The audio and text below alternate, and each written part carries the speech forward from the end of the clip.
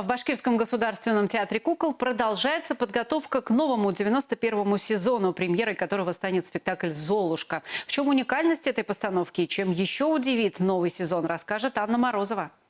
Дамы и господа, почтеннейшие зрители, мы начинаем! Ощущение сказки и волшебства витает в воздухе уже с первых минут спектакля, а ведь это пока только репетиция. История, которую вы сегодня увидите, будет разыграна королевскими марионетками. Любимую многими сказку о Золушке в Башкирском театре кукол разыгрывали уже не раз. Однако эта постановка, рассказывают создатели спектакля, уникальная. Специально для нее были изготовлены сложные куклы-марионетки, размер которых от 65 до 80 сантиметров. В этой технике мы еще не показывали ни одного спектакля. Были у нас штоковые марионетки, отдельные куклы, может быть, отдельные номера где-то были, а полностью, чтобы спектакль игрался, такого еще не было никогда. Милая фея, я бы так хотела поехать на бал. Спектакль на высоте. И это действительно так, ведь управляют куклами актеры с высоты 3 метров. Работать с такими марионетками, говорит исполнительница главной роли Кристина Латыпова, поначалу было очень непросто. Пугает,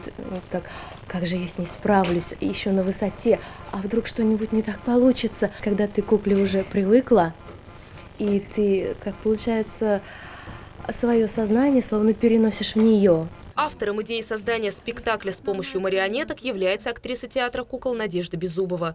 Более того, именно эта постановка станет ее дипломной режиссерской работой. У меня была мечта у нас в Уфе тоже поставить что-то, нечто подобное на таких длинных нитях, что-то такое изысканное, прекрасное. И вот, наконец-то, моя мечта воплощается. Изготавливались пластиковые марионетки на 3D-принтере в Санкт-Петербурге, а вот эскизы кукол были созданы в Уфе. Вместе с Надеждой Беззубовой мы делали эскизы и 3D-модели. Вот такая технология новая для нашего театра. Буквально слепили как из глины, но только не вживую, а виртуально. Конечно, говорят создатели, в день премьеры куклы будут выглядеть иначе. Их тела приобретут телесный оттенок, а на лице будут прорисованы глаза, губы и брови.